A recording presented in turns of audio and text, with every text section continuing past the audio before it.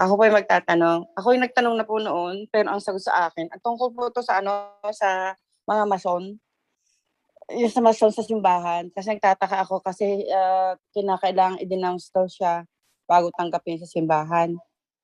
Lalo na yung mga tao na gustong mag-serve sa simbahan. Yun po ang tinatanong ko, bakit? Sabi daw po nga, kulto ito. Pero ang sabi po nung kausap ko, hindi daw yung kulto kasi brotherhood daw sila. So, hindi ko maintindihan kung ano yung tama. Kasi sa simbahan, nagsisimba sila, nangungumunyon din sila, gumagawa sila ng kanilang mga ritual. Kaya hindi ko maintindihan bakit tinatanggap pa rin sila ng simbahan. At minsan, may kasama pa silang mga pare. Kaya sabi niya, may kasama nga kami pare. Member din ika ng mason. So, paano mo sasabing totoo na kami ay kulto? Yun.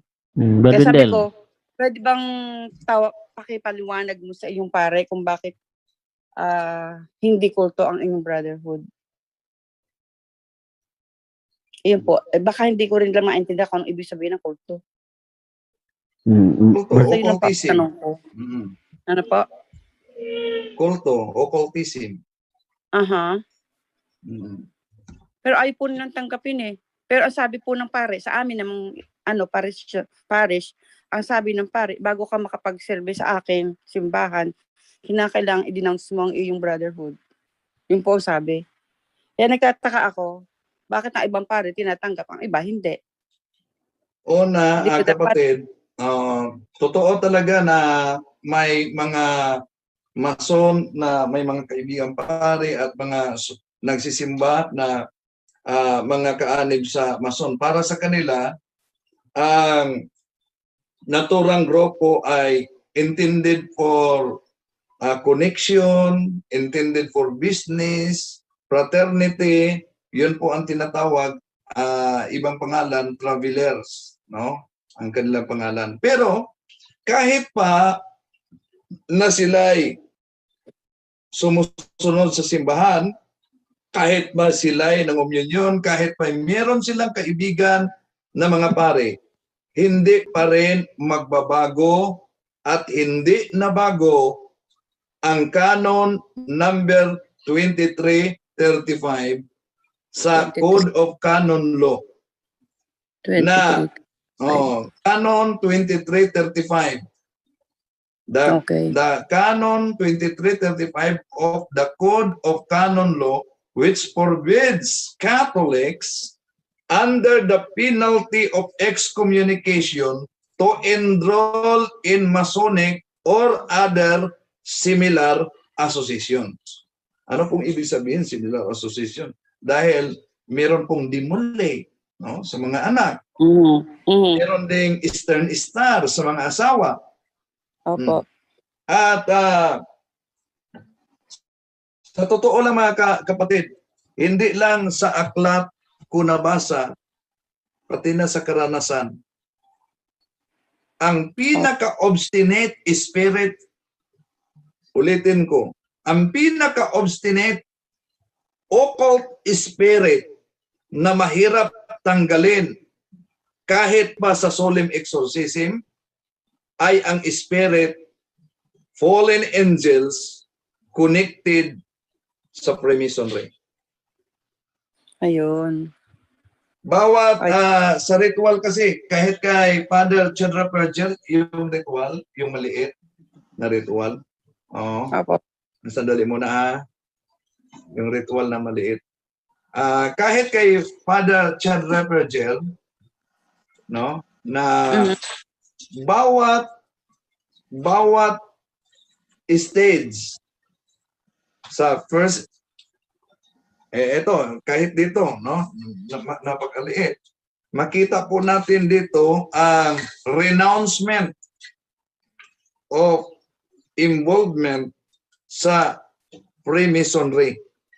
So, halimbawa, kung ikaw ay nasa 32nd degree Freemasonry, mataas ang renouncement. Mula pa sa first hanggang 32nd degree. At kung tingnan natin dito, sa renouncement, 32nd degree, 33rd degree, ayon sa ating na pag-alaman, sandali, itong aklat sa Freemasonry, dahil sabi nila, hindi kami sumasamba ng demonyo. Oh, hindi kami sumasamba, hindi yun totoo. Walang batayan yun. Hindi kami religion. Ito po, isinurinder sa akin, parang Bible nila. Freemasonry. Okay. Ito po, parang Bible nila. Opo, ba? opo. Kita ninyo? Bakit Ano po yan? Pag dinispose ba yan, dapat sinusunog? Oo. Pag dinispose, sinusunog dapat? Dapat. No? Pero kasi ginamit na ko ito para sa diskusyon. Dahil may mga nakadebate talaga ako mga kaibigan na mga negosyante na Freemasonry na sabi nila good for business connection lang po ito. Okay. Sandali muna dahil okay. Sa page 255 255 meron na binasa ko ito. Sandali. Ito pa. Ito sa page 298 sa kanilang aklat. Okay. Kanilang aklat. Ito po ang ating basahin. But the Royal Arch degree is founded on the number 3. Yung 3, number 3 nila, hindi yan Trinity natin. And therefore, each member of the word ought to have been triliteral among the Syrians, the Chaldeans, and the Palestinians, and the other, the infallible name of the God. Sino ang God na kanilang pangalan? Was Baal, Bel, Bol, Baal. Naku, sorry po. Pangalan po ito ng mga demonyo. Tama. Kahit si Bol, high rank po yan ng demonyo. That's At right. nandito sa kanilang aklat.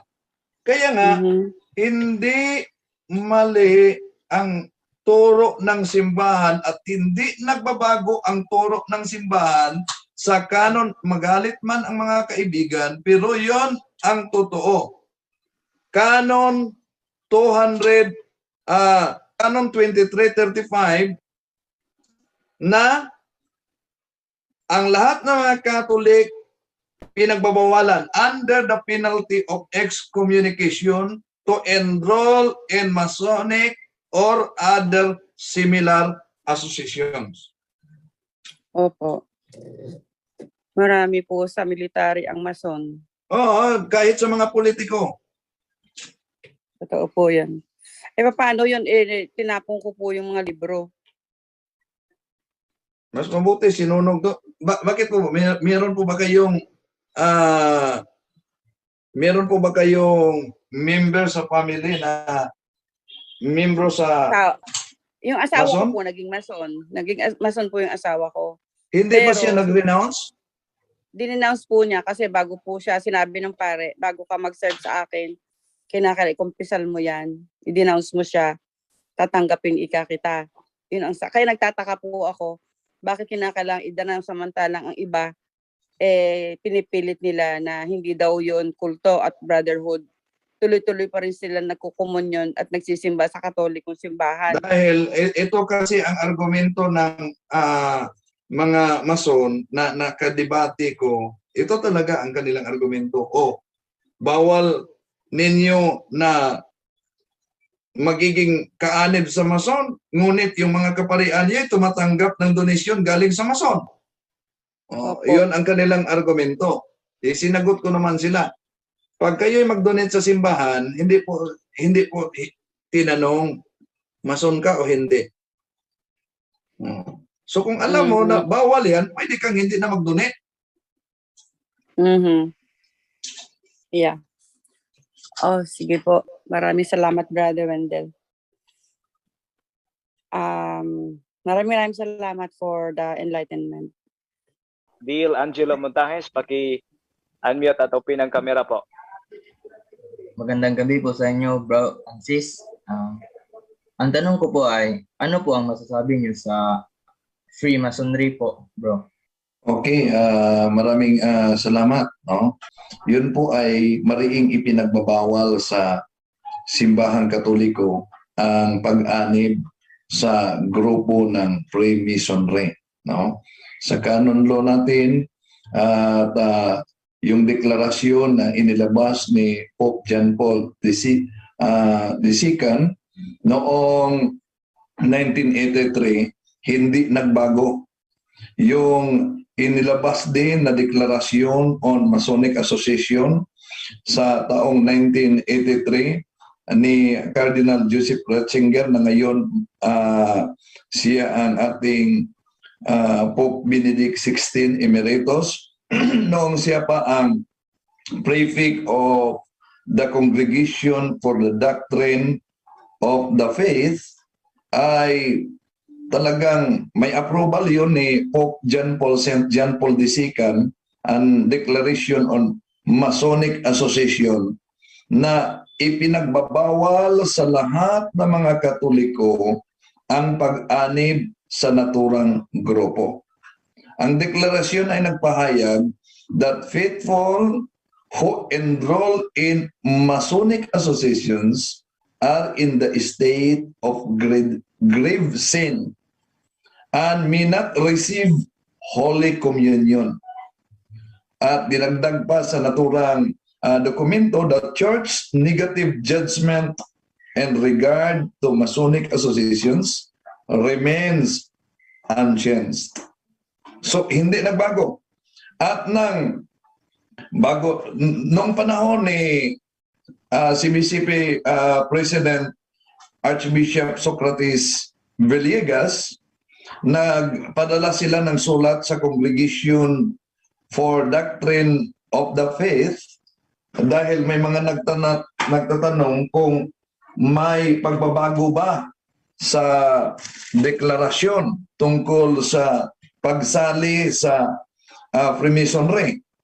At may response ang Congregation of Doctrine of the Faith na walang pagbabago hanggang ngayon. At sa aklat ni Father Jose Francisco Sequia, itong Spiritual Warfare and Discernment sa Exorcist Volume 3, dito mabasa natin ang kanyang pahayag na ang pinaka mahirap tanggalin na demonyo sa katawan ng tao ay yung demonyo, yung mga napopossessed na connected sa Freemasonry. Bakit po yung mga Mason po ba yung parang yung mga mayayaman lang na yung mga parang frat? Oo. Gano'n. Masonry. Opo, Masonry. Na bakit po binigyan ng binabaan ng excommunication ng mga kapag ang mga Katoliko ay papasok ng Mason? Rajon Ray, Oh yes, Bro Wendell.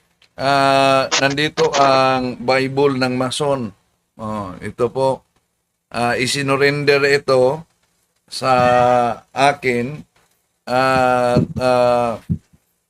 nandiyan ang pangalan ng demonyo. Siguro di nila alam na high rank ng demonyo yung binabanggit diyan, no?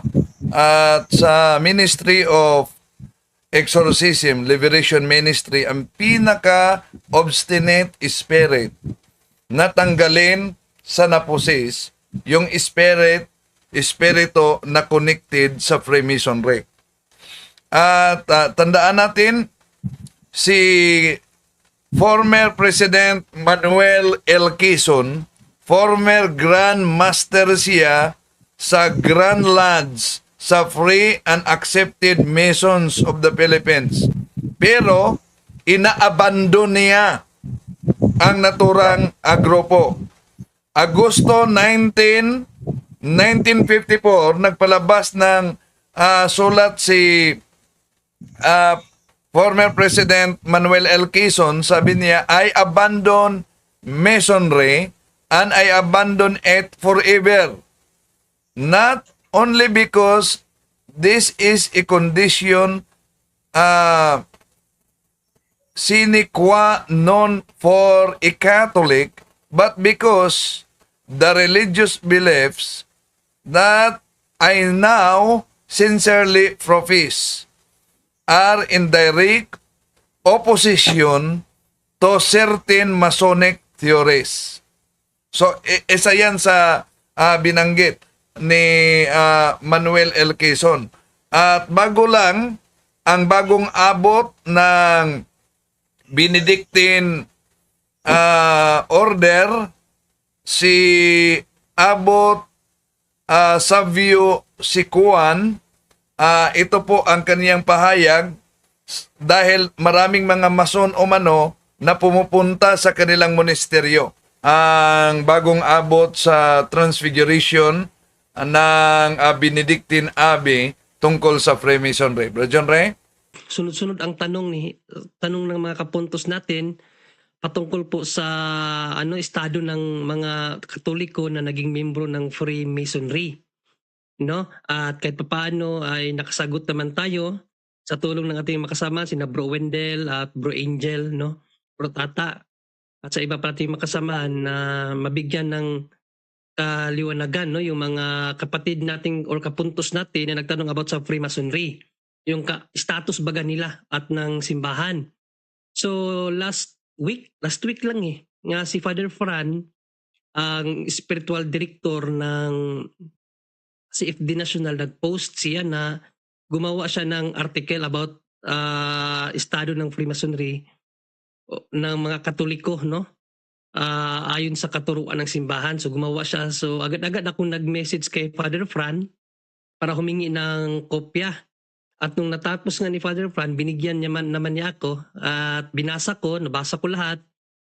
Ang ganda kasi lahat ng mga tanong ng mga kapuntos natin ay napasok ni Father Fran, yung mga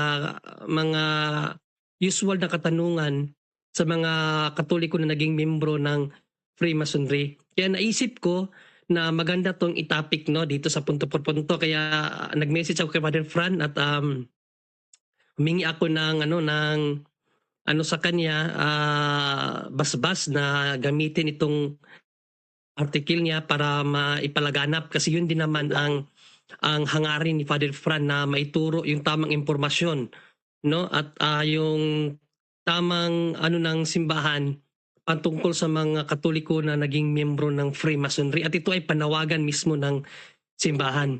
So salamat kay Father Fran na pinahintulutan niya ako na gawin nga ito, no? Pero medyo nahirapan po ako kasi Bisaya kasi yung article ni Father Fran, tinagalog ko. At humingi na rin ako sa kanya ng advance na dispensa kasi baka may mga inaccurate na mga pag-translate ko. Sabi ni Father Fran naman, okay lang yun. Ang importante, ma-share mo yan sa mga Katoliko. Kasi needed talaga, no? Nakaraang buwan, November, si Papa Francisco po nanawagan dito. Kaya umpisahan na po natin, no? Shout out pala kay Father Fran, baka nanood siya ngayon. Minessage ko sa kaganina eh. So Father Fran, hello.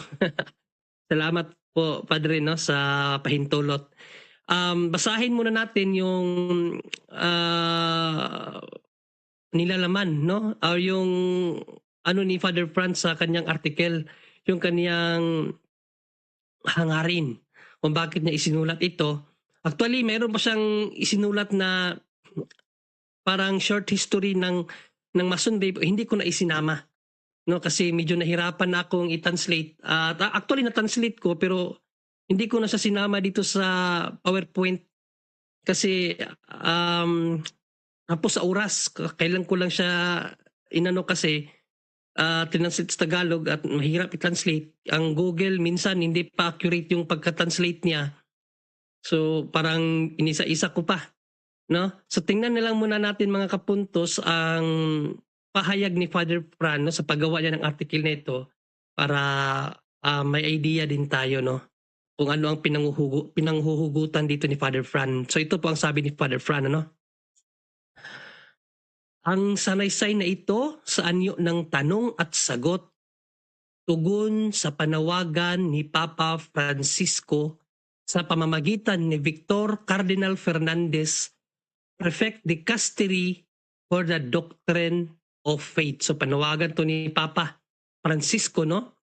Note, for the audience with the Holy Father, so nandun ang Papa, no, nung ito ay pinahayag noong November 13, 2023 regarding the best pastoral approach to the membership in Freemasonry by the Catholic faithful. Dito ipinahayag ang opisyal na doktrina ng Iglesia Katolika tungkol sa organisasyong Freemasonry. Harinawa ang salaysay na ito makatulong sa mananampalatayang Katoliko na makakuha ng tamang impormasyon sa tamang pag-uunawa tungkol sa paksang ito. Okay? So yan po ang objective, no, ni Father Fran. Tugon ito sa panawagan ni Papa Francisco or Pope Francis, no, na maiiwas ang atin po mga kapatirang Katoliko sa pagpapamiyembro sa Freemasonry. No, so ayon nga po kay Father Fran, ang format ng kanya pong article na ito is tanong and sagot, kaya ang ganda. No, talagang matututo tayo dito. So umabot ito ng, kasi ano to is 2 pages to kay Father Fran. So ginawa ko pinagati-hati. Tapos umabot ito na sa akin ng 50 pages, no? Tingnan, 50 pages ba to? 53, 53, yes. 53, no? Hinati-hati ko para mas maunawaan, mas madali nating maunawaan at punto yung atin pong titingnan ngayon, no, na article ni Father Fran. Kaya tingnan na po natin ang atin pong babasahing article galing po kay Father Fran Villegas, isa pong spiritual director ng CFD National. Okay? So ito po yung bali titulo ng kanya pong article, no? Bakit ang mga Katoliko hindi pwedeng maging Mason? Okay? So andyan po yung pangalan po ni Father Fran, no? At tingnan natin ang format. So question number 1, ang Freemasonry ba ay isang relihiyon? Naitanong to nung nakaraan eh. Diba? So ang Freemasonry ba ay isang relihiyon? Sagot, hindi tulad sa paniwala ng iba. Ang Freemasonry ay hindi ito isang simpleng organisasyon o fraternity lamang, kundi ito ay isang relihiyosong organisasyon. No? Ay yung mga nagsasabi diyan na ano lang naman yan, for brotherhood lang naman yan, kapatiran, tumutulong lang yan sa mga mahihirap, tumutulong lang sa kapwa tao. Ayan lang naman ang ano ng Freemason, hindi po. No? Malinaw po sa pahayag ng simbahan, yan po ay relihiyon. Ibig sabihin, contrary sa ating relihiyon, dahil isa lang naman ang tunay na relihiyon. Okay? At pinatunayan din po yan, syempre, ng mga Mason din mismo. Mga kasapi ng Mason na yan ay relihiyon talaga. No, tulad na lang po ni James Anderson. Sabi po ni James Anderson, that religion, ibig sabihin yung Freemason, in which all men agree, leaving their opinions to themselves, no? So mababasa natin to sa The Constitution of the Freemasons at New York Masonic Publishing and Manufacturing noong 1866, page 50.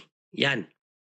Isa po sa nagsabi, at ang isa pa, si Albert Pike, no? Sabi ni Albert Pike, every Mason Lodge is a temple of religion, and its teachings are instructions in religion.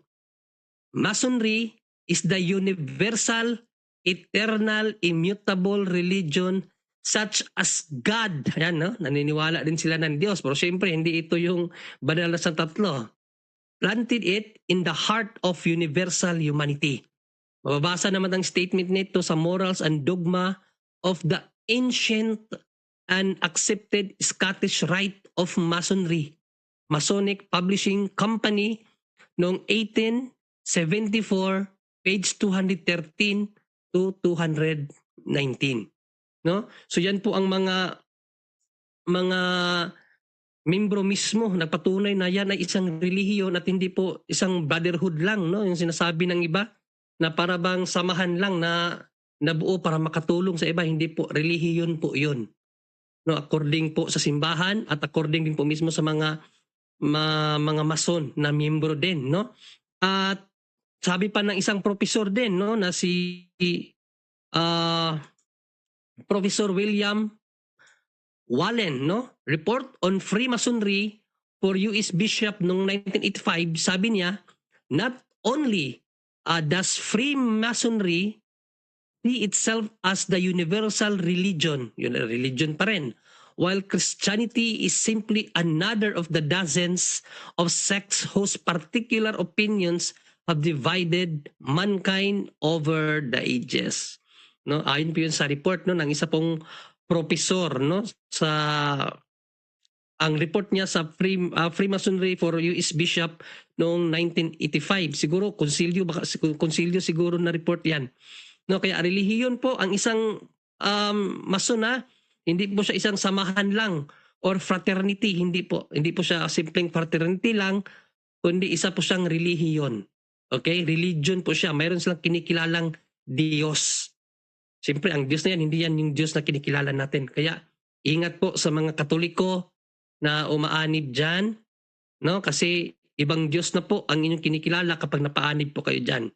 Punta po tayo sa question number 2. Ito po ang sa question number 2, pwede ba maging miyembro sa Freemasonry ang isang Katoliko? Sagot, base sa opisyal, So base sa opisyal na katuruan ng Iglesia Katolika, hindi pwedeng maging miyembro sa Freemasonry ang isang Katolikong mananampalataya. Ayan, napakalinaw. Base sa katuruan ng Iglesia Katolika, hindi pwede maging miyembro, no, sa Freemasonry ang isang Katolikong mananampalataya. Yan, mahigpit talaga na pinagbabawal ng simbahan ang mapaanib, no, sa samahang iyan. Ayon nga po sa ating isang Santo Papa, no, na si Pope Leo XIII, sabi niya, remember that Christianity and Masonry are essentially irreconcilable, such that to join one is to divorce the other. No? Irreconcilable, hindi sila mapagkasundo. No? Kasi kung aanib ka sa isa, you need to divorce the other one. Yan po ang wika ng ating Santo Papa. At nung nakaraang buwan nga lang, wika din po ng Papal Nuncio, no? Ang right hand po ni Pope Francis, ito po ang kanyang sinabi. On the doctrinal level, it should be remembered that active membership in Freemasonry by a member of the faithful is forbidden. Yan. Forbidden because of the irreconcilability between Catholic doctrine and Freemasonry, no? So nakatala po 'yan sa Dicasterium Pro Doctrina Fidei. Note for the audience with the Holy Father noong November 13, 2023 regarding the best pastoral approach to membership in Freemasonry by the Catholic faithful. Malinaw po ang pahayag ng simbahan, no, na forbidden. Hindi po talaga po pwede maging membro ang isang Katoliko na mapaanib po sa samahan na Freemasonry, no? At sa mismong website ng Masonry, ito po ang kanilang pahayag. Catholics cannot become Masons, no? Pahayag po ito ng mga Mason without offending their own religion. Which fact, Masonic authorities will always explain to men of those faiths who apply, but Masonry accepts them if they are good men and wish to join. Yan. So talagang nakakapa-offend sa ating relihiyon, wika ng mga Masonry. At tandaan po natin, no, mga kapatid, no, sa banal po na kasulatan, no, kung titingnan, babalikan natin ang wika ng ating Panginoong Jesucristo sa Mateo 6:24, wika po ng Panginoon, no one can serve two masters. He will either hate one and love the other, or be devout to one and despise the other, you cannot serve God and Mammon. Mammon pala, no? Nasipyat lang. Pero malinaw po mga kapuntos, no? We cannot serve to God. Iisa lang po talaga ang Diyos na sinasamba natin. Tandaan po natin, meron silang kinikilalang ibang Diyos.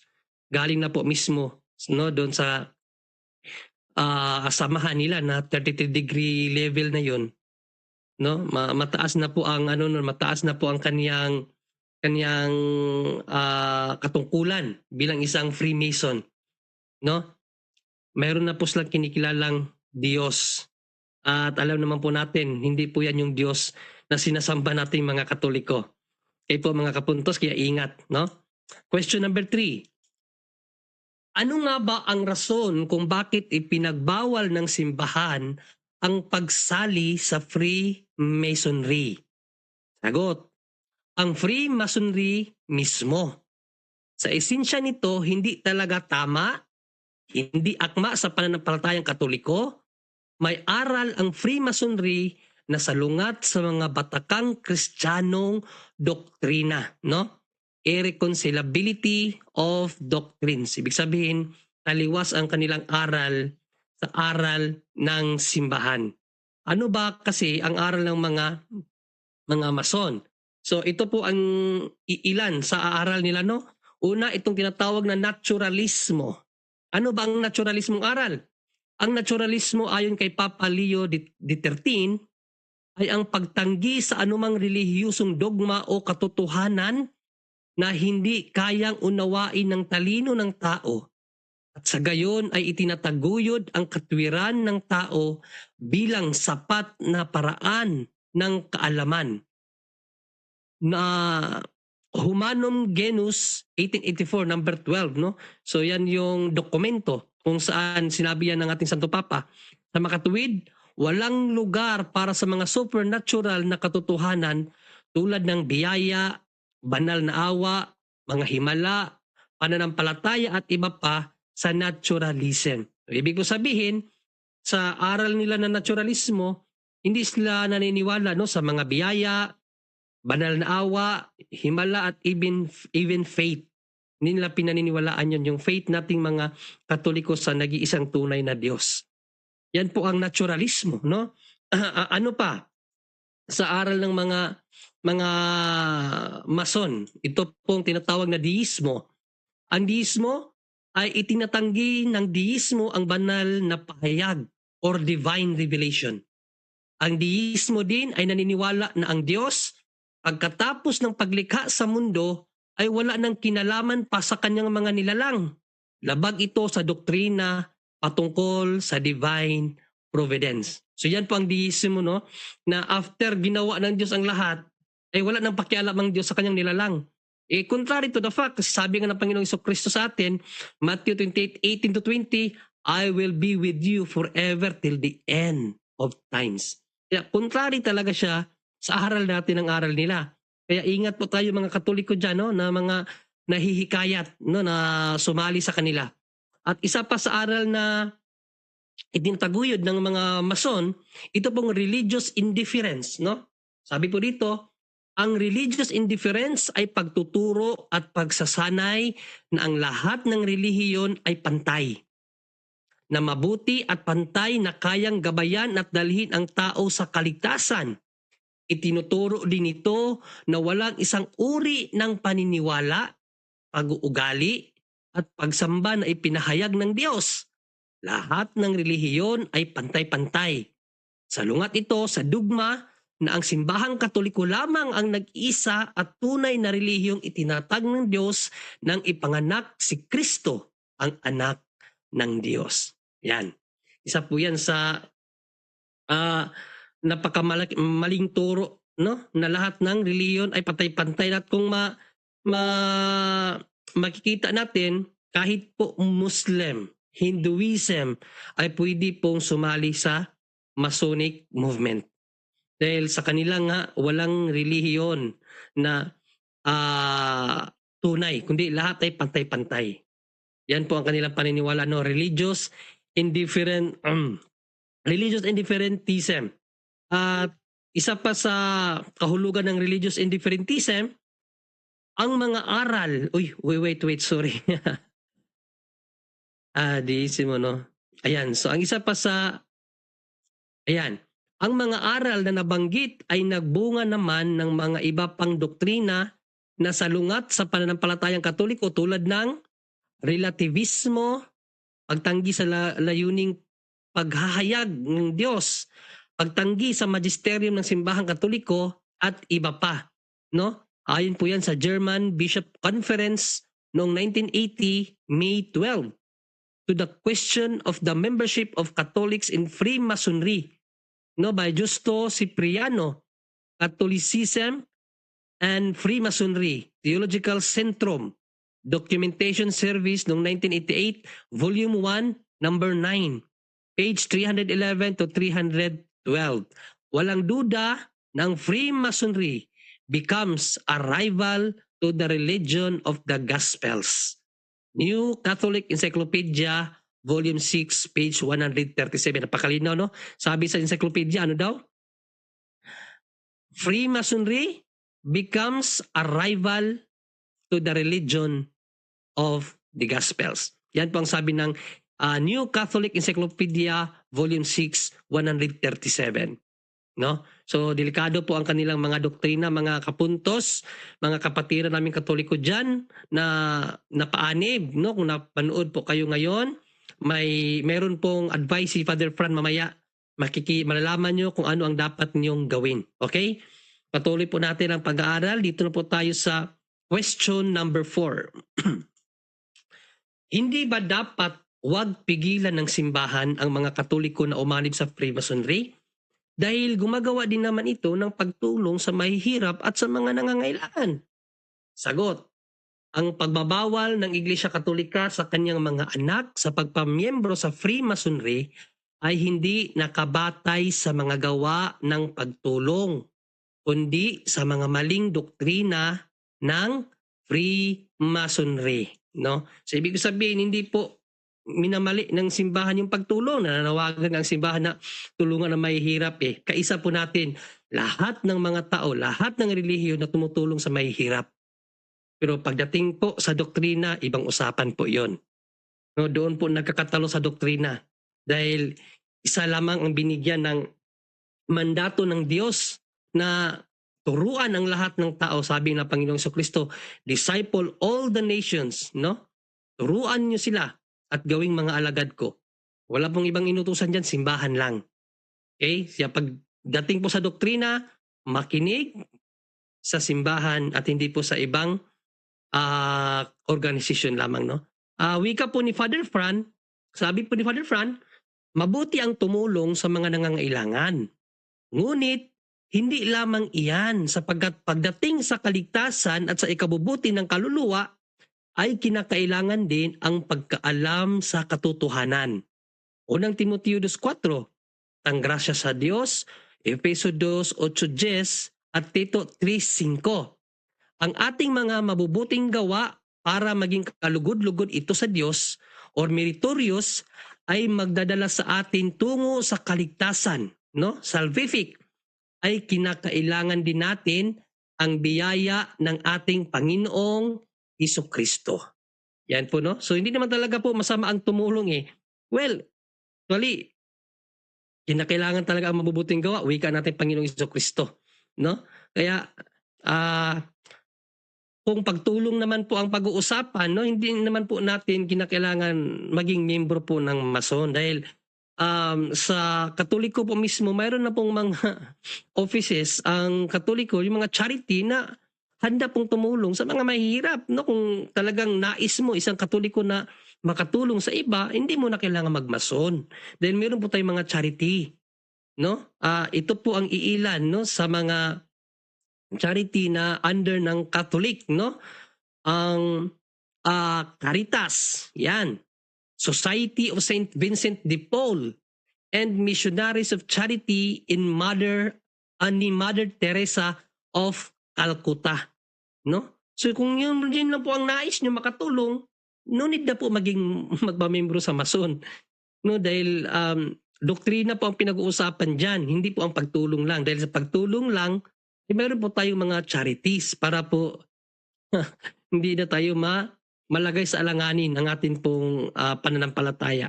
Okay po, mga kapuntos, no? Tandaan po natin, mayroon po tayong mga charities. Kung nais ating tumulong, doon po tayo magtungo. Huwag po sa pagiging mason. So question number 5 po tayo. Kung ang layunin ng isang Katoliko na sumali sa Freemasonry ay ang tanging magtatag ng professional o panlipunang koneksyon, makatwiran ba na ipagbawal ang pagpamiyembro ng mga Katoliko sa Freemasonry? Sagot, the end does not justify the means. No? Yan po ang kasabihan daw, sabi ni Father Fran. Kinakailangan din ang tamang impormasyon na ngayon ay madaling makuha dahil sa teknolohiya at pag-unawa para sa wastong paghatol.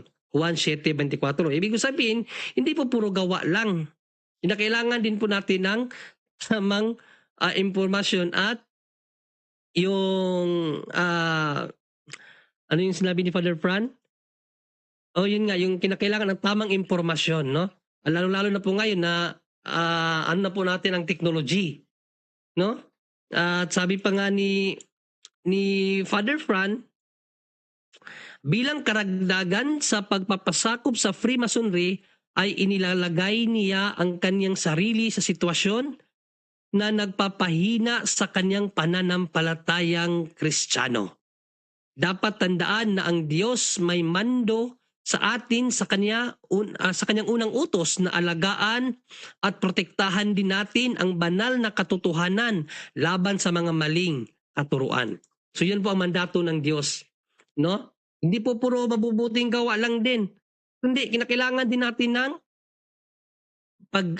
pagdidepensa, no, sa mga maling katuruan, no? At hindi rin po ikabubuti ang puro mabuting gawa. Kung titingnan nga po natin, no, sa banal na kasulatan sa Efeso 2:8, ito po ang ating mababasa.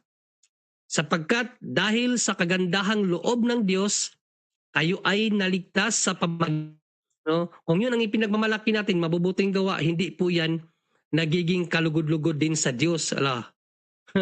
My connection is unstable, no? Kailan ngayon tulog tayo? Wait lang. Ano ba ako, bro, dyan, do?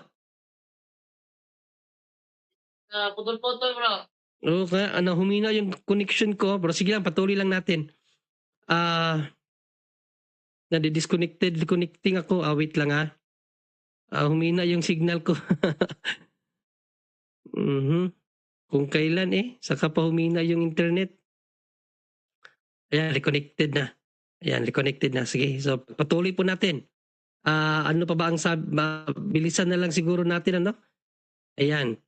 Okay, so instead of umanib po kayo sa Masonry, may naman po mga grupo na under din ng simbahan, no? Tulad po ng Knight of Columbus and Brotherhood of Christian Businessmen and Professionals, no? Civic Professional Associations. So pwede naman po dyan po kayo sumali kung gusto nyo ng mga samahan na tulad ng mga ganyan. Dapat doon po tayo na under sa umbrella ng simbahan, mga kapatid, no? Dito na po tayo sa question number 6. Bakit ang isang Katoliko ay hindi maaaring sumali sa isang Masonic Lodge kung saan ang relihiyon sa mga miyembro nito ay hindi man lang banggit? Sagot, si Papa Leo XIII sa kanyang encyclica Humanum Genus ay nagbigay sa atin ng rason. Ano ba ang rason ni Pope Leo XIII? Bakit pinagbabawalan tayo sumali sa Freemasonry? Gayong sabi nga sa tanong, hindi naman pinapakialaman ng mga Mason yung doktrinang Katoliko daw, no? So ito po ang ating mababasa sa pahayag po ni Pope Leo XIII. Those who are admitted as members are not commanded to abjure by any form of words by the Catholic doctrines. This omission, so far from being adverse to the designs of the Freemasons, is more useful for their purposes. First, in this way, they easily deceive the simply minded and the heedless, and can induce a far greater number to become members again. To become members. No, so yun pala, parang taktika pala nila, no, na hindi nila minamanduhan ang mga naging membro na talikuran ang pananampalataya ng Katoliko. No, parang taktika nila yun para